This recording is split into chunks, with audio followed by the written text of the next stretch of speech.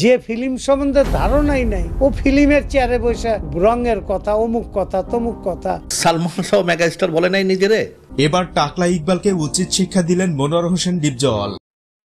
সম্প্রতি একটি সাক্ষাৎকারে ডিপজল বলেন, আমি অনেকদিন ধরেই টাকলা ইকবালের নোংরা কথাগুলো শুনে আসছিলাম।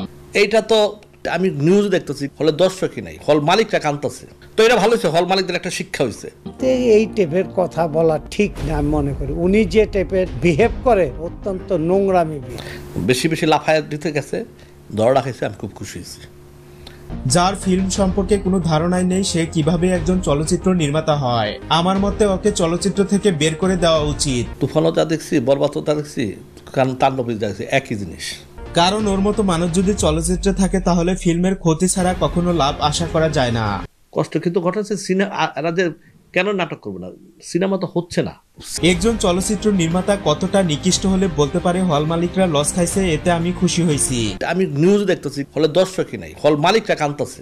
তো এটা ভালো হয়েছে, হল মালিকদের একটা শিক্ষা হয়েছে, আমি খুশি হয়েছি। তার এসব কথা শোনার পর বাংলা চিত্র জগতের প্রকাশ্য শত্রু হিসেবে গণনা করা উচিত তাকে।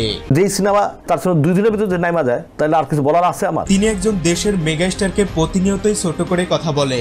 আপনি কি শাকিব খান শুনলেই খেপে যান? তার ছবিটা কেন 2 দিন নাম? রাজকুমার তো তার আশেপাশে যায় না, পুরো টাকায় তো তুই লস করে গেছে। আর এতে শুধু শাকিব খানকেই ছোট করেনি, বাংলা ফিল্মের ভারসাম্য নষ্ট করার প্রচেষ্টা চালিয়েছেন তিনি।